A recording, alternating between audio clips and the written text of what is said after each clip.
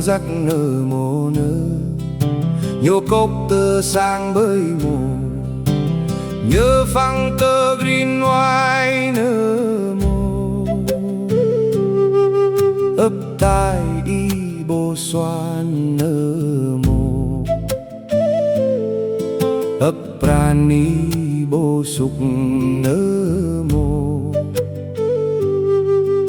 giao ê nhu sa bơi mồi, đoái về nhu sa quay bờ mồ, ta lời về nhu sa vứt bờ mồ, nay văm nay nơ mồ, ta mới sang so nay nơ mồ, ta dỗ nhầm gia đình nơ mồ, ninh rắc a mồ, nay văm nay mồ ơi, ấp gơ đê bờ này. Chứ nhớ khăm bố qua giờ mồ, yak nhớ khăm bố lời giờ mồ, ốc lại nhớ khăm bố mút giờ mồ, nay văm nay mồ ơi, ninh đê la mồ, nay văm nay nơi cốc tơ sang ta giờ nơ, tơ phăng tơ green ta giờ nơ.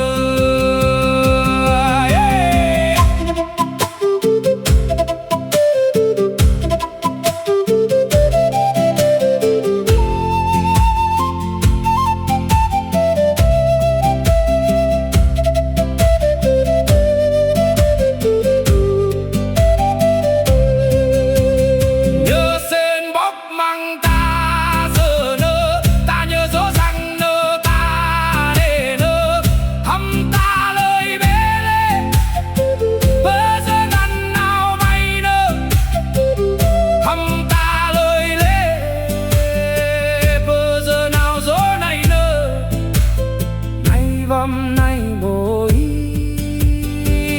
băm rắc quê, ngư nhà lê sang nhui nơ, nhu ê chăng na ninh nhu ta nơ, ta nhớ bơ văn ta giờ nơ, nay văm nay mồ ơi, cơ giờ nhớ đê văm nay nơ mồ, đê nghĩ ra lê đênh nơ mồ, căn nhu kê ghen lê căn nhu nơ, bố khi nhà ban lê bố, đô cơ nhớ đê nơ mồ, cơ nhớ phăng huê nơ, pan nhu tăng đa luê cơ, pan nhu thà luê huê cơ.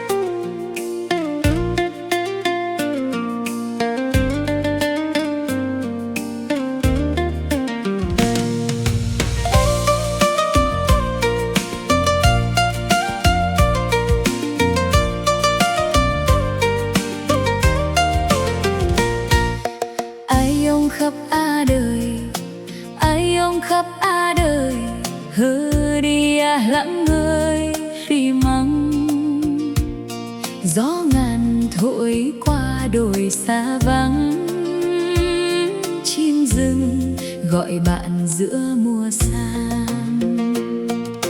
Ai ông khắp a đời, ai ông khắp a đời, lấy em bên gai rít bờ tàu, khói bếp chiều bay trên mái lá, tiếng cồng chiêng vọng khắp làng cao. Ai ông khắp a đời, ai ông khắp a đời, hơi buồn làng yêu dấu của tôi, núi còn xanh suối còn chảy mãi, tình người trai tựa mặt trời. Ai ôm khắp đời, ai ôm khắp đời, tiếng đàn ngân vang giữa đêm dài. Trai gái múa xoang quanh bếp lửa, niềm vui còn đọng mãi không phai. Sáng sớm em mang gùi lên dậy, con đường quen phủ bóng hàng cây. Nắng vàng trải khắp triền đồi rộng, tiếng chim rừng theo bước chân này. Chiều xuống bên dòng ia trong mát, đàn trâu về sau một ngày xa. Khói lam chiều bay qua sườn núi, mẹ đón con bên cửa ngôi nhà. Ai ôm khắp đời, ai ôm khắp đời, công chinh vang vọng giữa trời cao. Tinh ninh ngân nga hòa cùng gió,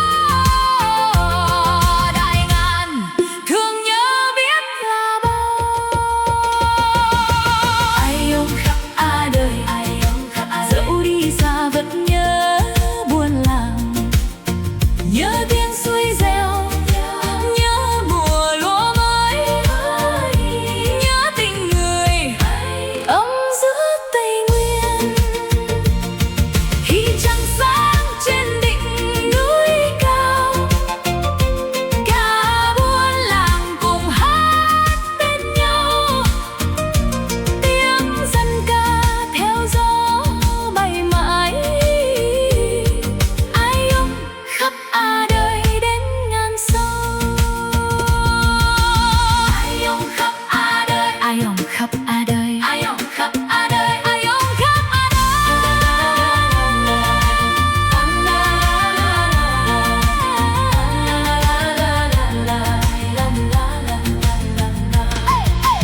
ai ôm khắp đời, ai ôm khắp đời. Hơ đi lẫn ngơi rì măng, gió ngàn thổi qua đồi xa vắng. Chim rừng gọi bạn giữa mùa sang.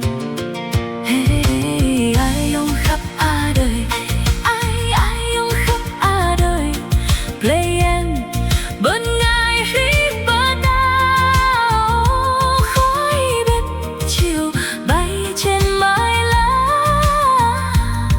Tiếng cồng chiêng vọng khắp làng cao.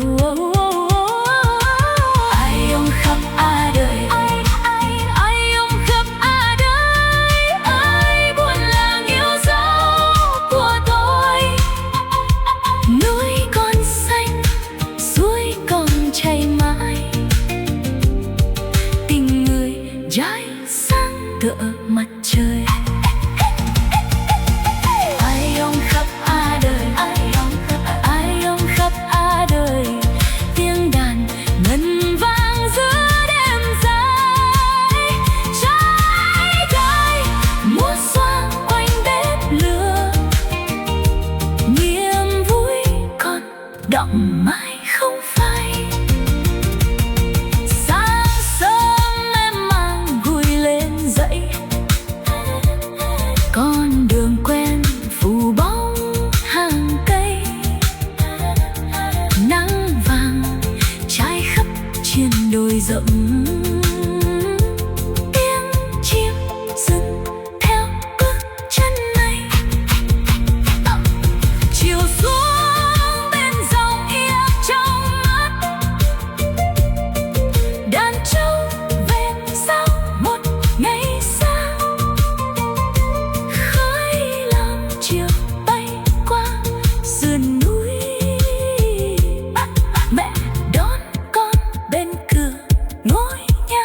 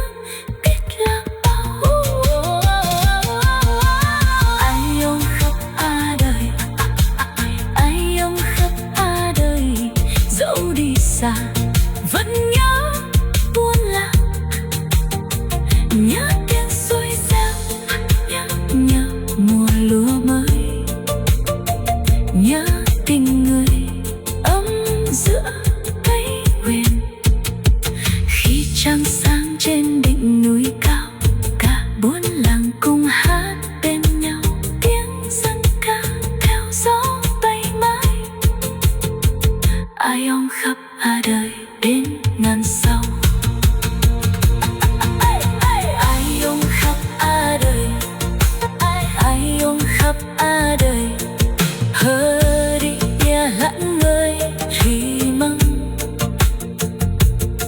gió ngàn thổi qua đôi xa vắng chim rừng gọi bạn giữa mùa sang ai ông khắp đời ai ông khắp đời cây em